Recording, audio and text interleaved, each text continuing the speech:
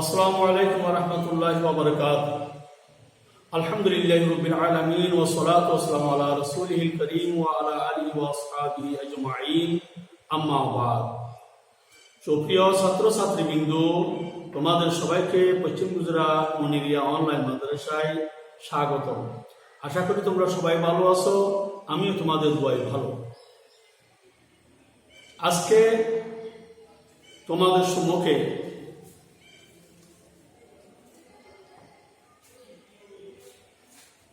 শরহে বেকায়ার বাকি অংশটুকু আলোচনা করব।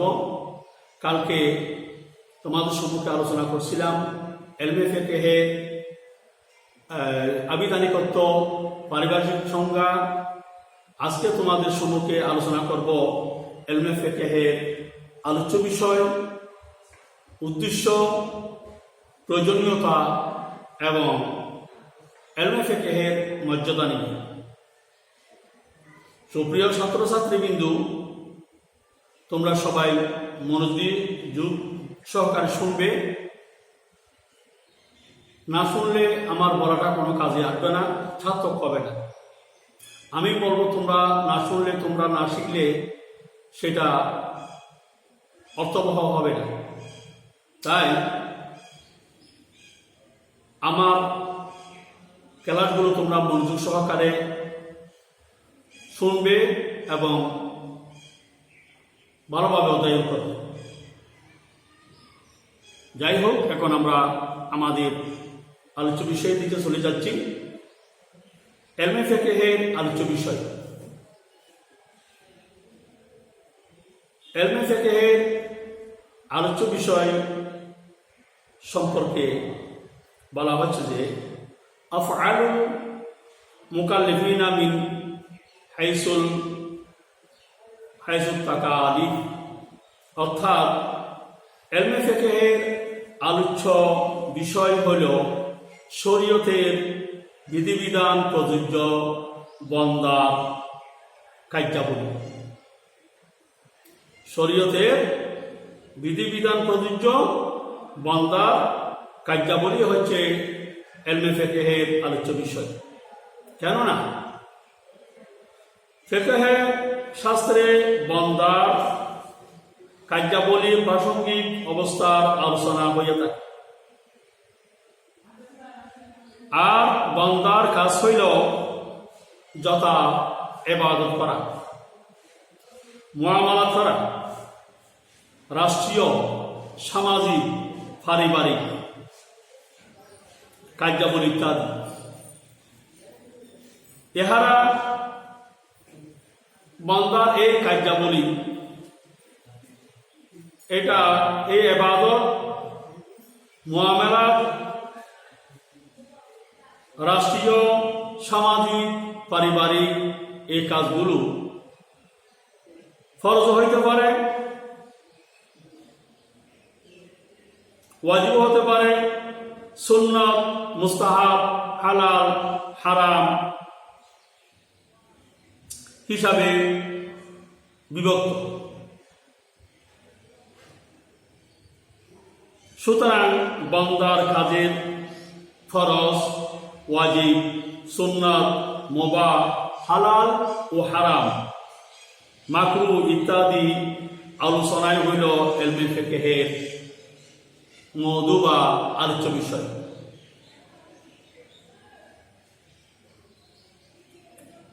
এলমে ফিকহের উদ্দেশ্য বা লক্ষ্য।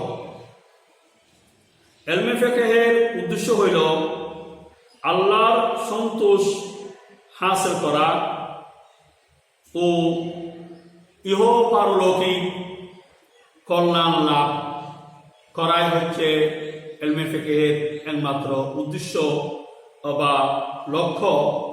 এছাড়া আর আমাদের কোনো লক্ষ্য নাই, উদ্দেশ্য নাই। আর লক্ষ্য হইল আল্লাহ বান্দার অধিকার সমূহ সম্পর্কে জ্ঞাত হওয়া।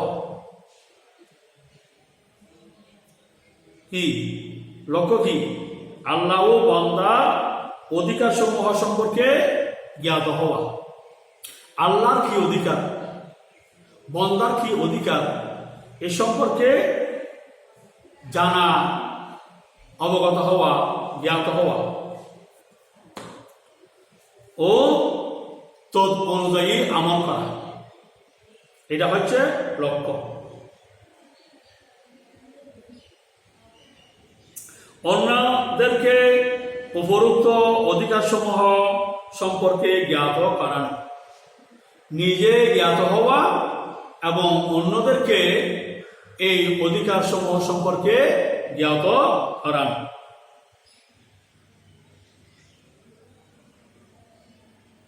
সুপ্রিয় ছাত্রছাত্রীবৃন্দু, তোমরা এখন জানতে পারলে ইলমে ফিকহের উদ্দেশ্য ও লক্ষ্য সম্পর্কে। আর তদনুযায়ী আমল করিবার জন্য তাহাদেরকে উৎসাহিত ও উদ্বুদ্ধ করা, এটা হচ্ছে লক্ষ্য। বলা অপেক্ষা রাখে না যে ইহাতে এই নিহিত রয়েছে দুনিয়া ও আখিরাতের অশেষ কল্যাণ। আমরা যদি উপরোক্ত বিষয়গুলো সম্পর্কে পুরোপুরিভাবে অবগত হইয়া, জ্ঞাত হইয়া তদ অনুযায়ী আমল করতে পারি, তাহলে আমাদের জন্য রয়েছে অশেষ কল্যাণ। ইহকাল এবং পরকালে আমরাই হব একমাত্র কল্যাণের অধিকারী, সুখময় জীবন যাপনের অধিকারী। সুপ্রিয় ছাত্রছাত্রীবৃন্দু, তোমরা জানতে পারলে ইলমে ফিকহের উদ্দেশ্য ও লক্ষ্য। উল্লেখ্য যে ইলমে ফিকহকে ইলমে আহকাম, ইলমে ফারু, ইলমে ফাতওয়া ও ইলমে আখরাত ও বলে। ইলমে ফিকহকে কি বলে? ইলমে ফিকহকে ইলমে আহকাম, ইলমে ফারু, ইলমে ফাতওয়া, ইলমে আখরাত নামে খ্যাত। এই চারটি শব্দ দ্বারাই ইলমে ফিকহকে ইলমে ফিকহ হিসেবে নামকরণ করা হয়। ফিকহ শাস্ত্রের গুরুত্ব ও মর্যাদা। ফিকহ শাস্ত্রের গুরুত্ব ও মর্যাদা সম্পর্কে ধারণা লাভ করা প্রয়োজন। ইহাতে সন্দেহের অবকাশ নাই যে ফিকহ শাস্ত্র তাফসীর ও হাদিস শাস্ত্র হইতে উত্তম ও শ্রেষ্ঠ।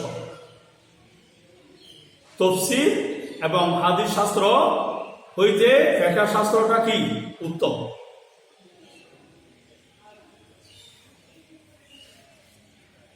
তবে লক্ষণীয় যে তাফসীর ও হাদিস শিক্ষার একমাত্র উদ্দেশ্য হইল তদ অনুযায়ী আমল করিয়া আল্লাহ ও তদীয় রাসূলের সন্তোষ অর্জন করা।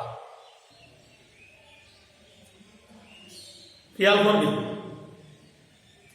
আমরা তাফসীর করি কেন, হাদিস করি কেন? তাফসীর এবং হাদিস পড়ার একমাত্র উদ্দেশ্য হচ্ছে আল্লাহ এবং রাসূলের সন্তুষ্টি হাসিল করা, অর্জন করা।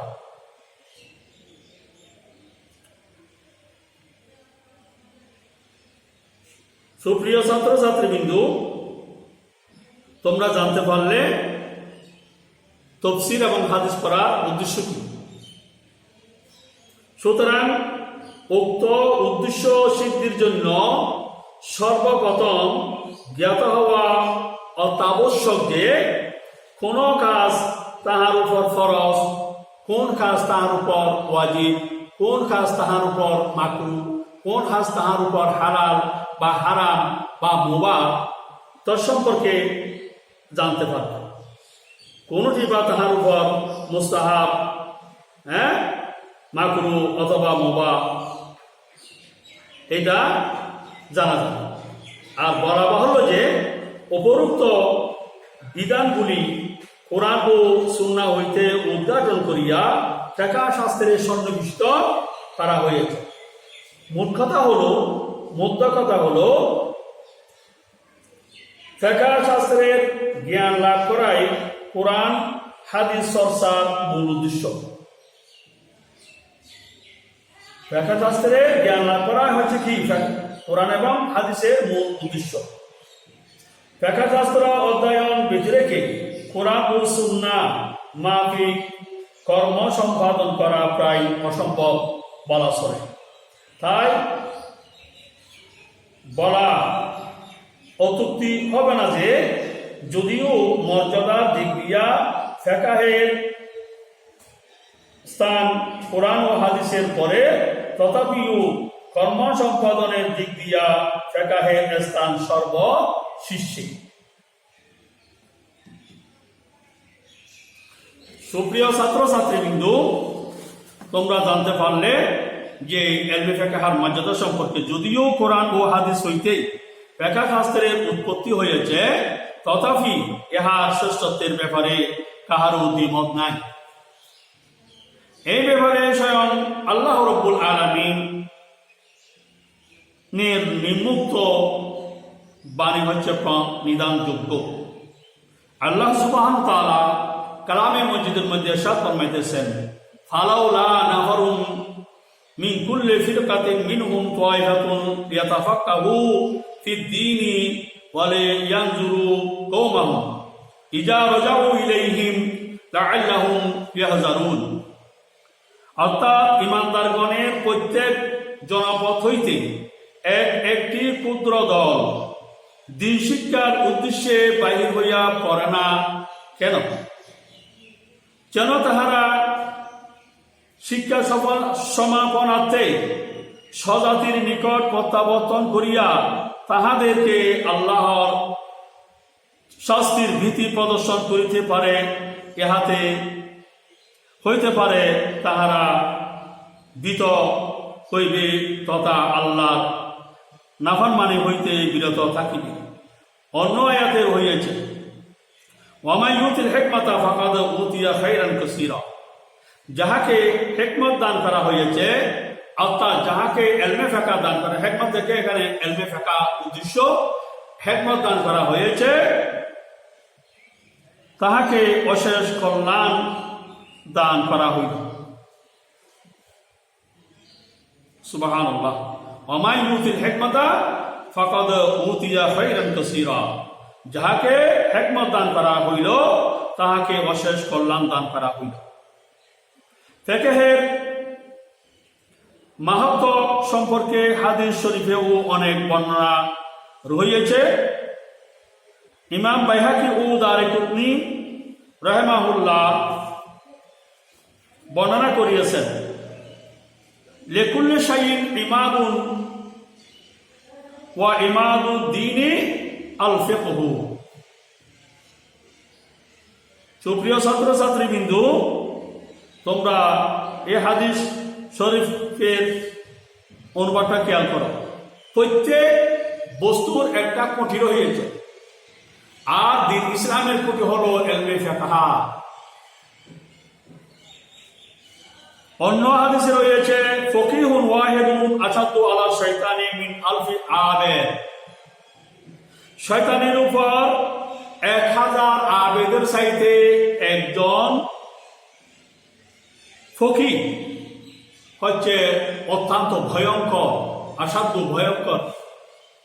ফকিহুন ওয়াহিদুন আশাদ্দু আলা শাইতানি মিন আলফি আবেদ। একজন শয়তানের উপর 1000 আবেদের চাইতে একজন ফকিহ, যিনি ফিকহের মাসলা মাসাইল সম্পর্কে ভালো অবগত আছেন, ওই ভালো বুঝেন, ওই ফকিহ হচ্ছে অনেক ভয়ঙ্কর, অত্যন্ত ভয়ঙ্কর। তিবরানির এক বর্ণনায় আছে, মুজলিসুন ফকিহুন খায়রুম মিন ইবাদাতি 60 সানাতি। ছাত্রছাত্রীবৃন্দু, ফিকহ শাস্ত্রের ফিকহ জ্ঞান লাভের একটা মজলিস 60 বছর ইবাদতের চাইতেও আরো সুপ্রিয় ছাত্রছাত্রীবৃন্দ, অপর হাদিসে আছে মাই ইউরিদিল্লাহু বিহি খায়রান ইউফাক্কিহু ফিদ্দীন, মুত্তাফাকুন আলাইহি। মুসলিম শরীফ, বুখারী শরীফ এবং মুসলিম শরীফের বর্ণনায় আছে যে আল্লাহ যে বান্দাকে শ্রেষ্ঠত্ব দান করতে চায় তাকে আল্লাহ ইলমে ফিকহ দান করেন। সুবহানাল্লাহ। ইলমে ফিকহ এই কারণে ইলমে ফিকহ হচ্ছে তাফসীর এবং হাদিসের চাইতে অনেক শ্রেষ্ঠ। কারণ কোরআন হাদিস উদ্ঘাটন গবেষণা করিয়া ফিকহের মধ্যে এই মশলা মশলগুলো সন্নিবেশিত করা হয়েছে। এই ফিকহগুলো কোরআন হাদিসের ব্যাখ্যা, কোরআন হাদিস বোঝার জন্য ইলমে ফিকহ অধিক প্রয়োজন।